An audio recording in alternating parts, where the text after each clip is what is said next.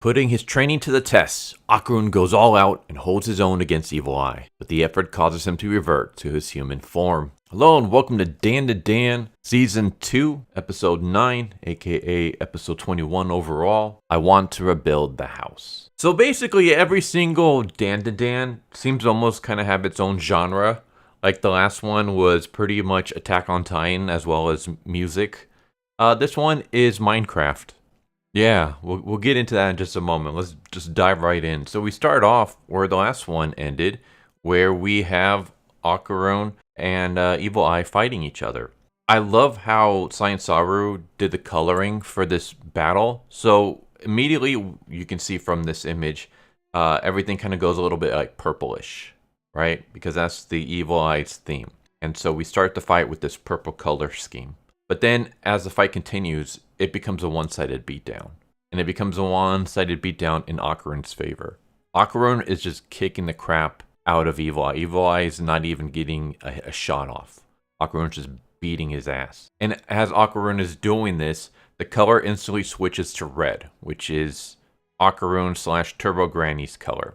So I love how the color scheme, like it started off in this purplish, and then it immediately started switching over to Okarun's once it becomes realized to the audience that Okarun is the one that's taking control of this fight. And this is the image that I was talking about when I said that the episode is going to cover one of my favorite panels. It's the panel where we just see this like looks like a super creepy look on Okarun's face just as he's about to double stomp Evil Eye. The way it's done in the manga is just super good. The way it's done in the anime is not that bad either. Probably might use this for the thumbnail. It's just, I love this shot.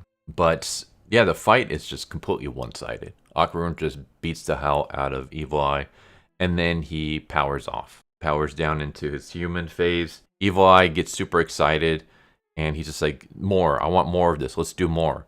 Let's fight. Let's keep fighting. I've never had this much fun in my entire life. Okarun has gone all out already. He already went all out earlier when he was fighting against the composers. I mean, you got to keep in mind that this is within the same night. Not only did he just fight the composers with Ira, but he literally had to do that twice because Turbo Granny hit one of the keys to start the battle again by accident. So he's already all out of his all-out attacks. And so Momo's like, okay, what do we do? Do we step in? Like, should we help him out? Okarun's telling them not to, that he's going to handle this on his own. Seiko basically says, no, let's leave it up to him, because if we have to come in and help him, then we are going to do the exorcist. There's no other way. Like, if Okarun isn't going to be, if this plan fails, then we just got to kill Evil Eye. But he basically does a bluff on Evil Eye, where he says, you can't beat me. I'm too strong. I'm way stronger than you. You're a weakling. I don't want to bully the weak. And Evil Eye gets upset like a petulant child. He starts stomping his foot, and he's like, no, I want to keep fighting. I'm not weak. I can fight you. And Okarun just keeps saying, nah, I don't really want to fight bullies. And Evil Eye just keeps saying that he wants to fight. So Okarun says, all right, I want you to just fight me and no one else. Don't ever attack anyone else. You're just going to be fighting me. You're only going to be able to fight me once a week, every Tuesday, because I have school and I have a life and stuff like that. And I don't know if I can trust you, because you say you want to kill all of humanity. How do I know that you can be trusted? Evil Eye basically rips off his underwear, and he holds it out, and he says, these guys want to kill off humans. So, for anyone who remembers, Evil Eye isn't just the kid. There was also the curse that was on the house as well, or at least not the house, but the sacrificial location.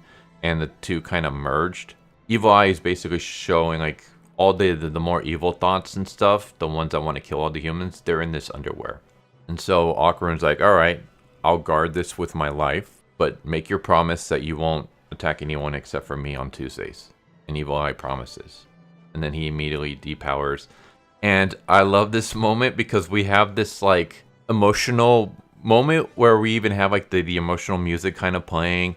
And Gigi looks like he's just about to cry, and he's like thanking Okarun for helping him and stuff. And then Turbo Granny immediately says, hey Gigi, nice dick. And he just like looks over, and she's just giving a thumbs up while everyone else is looking embarrassed. And I was like, I love that. Just completely undercut the emotional moment. 今後はもう誰も傷つくことはありません。普通の暮らしに戻れますよ。オカルン。Nice team! And the thing is that it actually works here. Because this is a problem I have with a lot of modern day movies, mostly the superhero genre, like Marvel and recent DC stuff, is where they have constant quips, and the constant quips are like undercutting all the emotional moments. But it works here, I think, especially since they're not constantly undercutting the emotional moments in this series. So when you do it every once in a while, it's fine. Evil Eye has been defeated. He's still around, obviously. He's still in GG, but he's no longer going to be attacking people willy-nilly because of his promise. And so we have Manjiro. And Manjiro puts the underwear inside this case that's going to basically keep the curse locked up, and he's going to take it back to his temple. And then we have a moment where Gigi's parents show up, and they thank Seiko for not only the hospital care, but as well as taking care of Gigi and stuff. And everyone's like, oh, don't worry about it. It's fine. You know, you don't have to pay us back or anything. And I love how Ira immediately says, no, pay us back. So, yeah. Gigi leaves with his parents. Ira's like, all right, Okarun, it's time to go home. So Okarun's about to leave when Momo stops Okarun.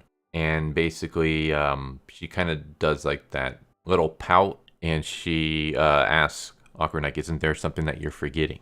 And I just love this little moment right here. それだけなのかよ。ビシビシ。 I don't know why, just like little touches like this. Like, it's nothing when you're watching a TV series or a movie or whatever, but the fact that they do like little touches like this in an anime and they actually go out of the way to animate it, it makes the character seem more real. I'm also kind of wondering what exactly did Momo want Okarun to do? Ira senses that Momo is flirting with Okarun, and she immediately goes into her pissed off mode. And the good girl Ira gets turned off, and then the gremlin Ira shows up, and her and Momo start basically fighting each other. Not like an actual physical fight, but just like the playful banter fight as they yell at each other and call each other names because they're fighting over the affection of Okarun. And then we immediately cut to the house, and it's demolished, and they're kind of wondering, all right, well, what are we going to do now that our house is gone? And they decide to hit a spa. So we get some moments where they're chilling out in the hot springs. We see them chilling out in a vibrating chair. I love the fact that Hannah's just chilling out in the background in every single shot. Yeah, they go, they have fun, they enjoy themselves, and then later on they're heading back home. And they're like, all right, well, you know, what are we going to do? Looks like we got to rebuild the house. And Seiko's basically like, yeah, the super bathhouse was our last banquet. That's all the money that we got. We got no money. And she even has a line where she says, if we go to hell, I'll be okay. Like, I'll be fine. So basically, this was like her last hurrah before, like, you know, well, that's it. We don't have a house anymore. That's when they show up and they see this weird creature. And it's just kind of staring at them. And before it can even say anything, Momo and Seiko just boot the hell out of it. And it turns out that this thing, this alien, his name is Mr. Ludrus. He is a construction worker. I love the fact that the way they animated it, where they kind of use CGI for him to give him like a blocky feel. And also the color scheme. I'm pretty sure you can get the reference. This is basically Alien Steve from Minecraft. So yeah, Alien Steve is there, and he's there because of Mr. Mantis Shrimp. It turns out that Okarun and Ira, rather than going straight home, instead they stopped by Mr. Mantis Shrimp's house, and they asked if he could help find a way to rebuild Momo and Seiko's house. And I also love the fact that Ira is like just constantly babying Chiquita. This is like a running gag throughout the entire Dandadan series, where anytime Chiquita is in the scene, Ira's always like fondling over him and basically like parenting him. It's very sweet. And then also the fact that after like introducing Ludrus, Momo immediately apologizes, and Mr. Ludrus just starts yelling, and it sounds like he's saying Teme. Like he's like, Teme, Teme, Teme, Teme. And I think it's supposed to be like Teme as in the Japanese T-E-M-E. But it sounds a lot like Timmy from South Park. like every time he talks, all I can think of is Timmy from South Park. So like here's a little shot of him. いや怒ってんじゃん。彼は建築のスペシャリストです。 So yeah, he's just constantly saying Teme Teme Teme. And I also love the fact that he's constantly destroying things. He's supposed to be a builder, he's a construction worker, but rather than fixing anything, he's just constantly knocking things down and destroying them. So Mr. Mantis Shrimp brings out a bunch of these nano skin squares. And what they are is they're pretty much, as it says, they're nano skins that are made of a bunch of nanonites. And you can shape them into whatever you want. And so we see Mr. Mantis Shrimp and he shapes it into a sliding door. And then Alien Steve immediately punches a hole in it. And Mr. Mantis Shrimp just easily fixes it up. So I love the fact that we have like a montage of them like working and rebuilding the house. And Mr. Letters is just going around just destroying things and smashing things because I guess he's still pissed off that Seiko and Momo kicked him. But the running gag is that Mr. Mantis Shrimp is like, oh no, he loved when you kicked him because he was like, he felt great that such beautiful women would kick him. And like the running gag is that Mr. Mantis Shrimp has no idea what the hell Minecraft Steve is saying. He's just trying to, I guess, ease the tensions. But yeah, so the nanites, you hold them, you visualize something in your head, and it reads the like electrical impulses in your brain and immediately shapes whatever you pictured. So Okarun like is able to shape a toilet because he just visualized it. So yeah, they start visualizing doors and things like that. We see Ira, and she's just kind of playing with Chiquita off to the side. Again, like I just love these little moments with her. It kind of makes me wonder if that is some of acrobatic Silky being a single mom, if some of that imprinted onto Ira, or if this is because Ira also grew up with a single parent and Chiquita is growing up with a single parent. Like Chiquita lost his mom just like Ira lost her mom when they were like little kids. So if that's like another reason why she treats them the way that she does. But the moments between the two of them is just freaking adorable. In fact, here's another one where everyone's just like building up the house and she's just playing with Chiquita as Turbo Granny just lays about. And the house is done. It takes all night, but they're able to fix the house. And then we get this funny moment right here.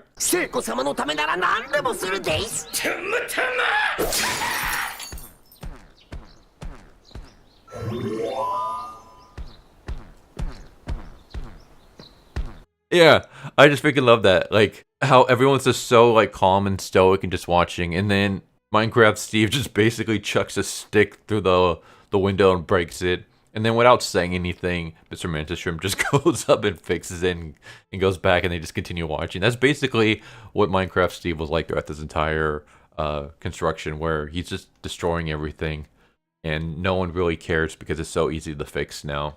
But everyone says their goodbyes, and once again, we see Ira holding hands with Chiquita as they walk down the streets.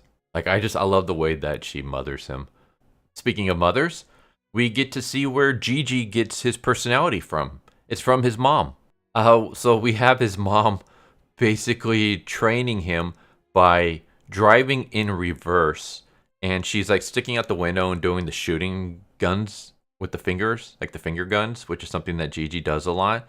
But the thing is that she's supposed to be the one driving. So if you look carefully at this image, you can see Gigi's dad like trying to grab the wheel so that she doesn't crash the car as she's driving in reverse and doing finger guns. And then when they show up to Momo's house, she already like jumps out and she starts yelling and doing poses. And Gigi's dad just calmly walks by and says, "Please be quiet." I believe this man has like the patience of a saint to have to put up with this as his wife and his kid. But yeah, if anyone's wondering why Gigi acts the way he does, it's because he got it from his mom. But they showed up to Momo's house to like rebuild the place. But then we get the funny gag of like as soon as they show up, the house is already rebuilt. So yeah, they pretty much came over for nothing. And then we have Gigi and Momo walking to school. And Gigi is basically talking about how he let Evil Eye go free a couple of times. Like there were a couple of times in between when they last saw each other where he allowed Evil Eye to take over. And Evil Eye didn't do anything. He didn't attack anyone. He didn't hurt anyone. He's keeping his promise. And Gigi feels like he's starting to build a connection to Evil Eye, and they're starting to build a friendship. And then he asks Momo if there's anyone that she loves. And then we have a moment where she just kind of stops, and she has like this deer in the headlights kind of look. So yeah, you can probably guess that the answer is yes. But she immediately starts like playfully like attacking Gigi and telling him to shut up and like what a stupid question and stuff. That's when Gigi's admirers show up, and one of them gives him a drink, and he sips it, and because it's a cold beverage, he immediately turns into Evil Eye. And so Momo starts freaking out because she's like, oh no, Evil Eye's here at the school. Like, what if he attacks one of the students or whatever? But he continues to live up to his promise. He doesn't attack anyone, and we just have hilarious moments where he's talking about how he wants to brutalize everyone. He wants to kill all of humanity and stuff. And people are just kind of looking at him like, what's wrong with Gigi? Why is he acting so weird? Because no one else can see the Evil Eye, obviously. They just see Gigi. So we have like moments where Momo's trying to teach him like how to write and take notes and stuff, and Gigi's not really able to do that because he's the Evil Eye. Or another moment where they're eating lunch and he's just like shoveling food into his mouth with his bare hands. And Momo's trying to teach him to use chopsticks, but he can't use them. So instead he just starts shoveling more food into his mouth. And even Momo's friends notice this, like, what's up with Gigi? Did he get possessed by a ghost from the cursed building? Maybe he had to deal with the golden ball. And Momo's like, wait, a ghost, a cursed building, a golden ball? What are you guys talking about? Because Momo hasn't, been in school for a while. And Momo's friends show her an image of the cursed apartment building, and there is one of Okarun's testicles floating in the air.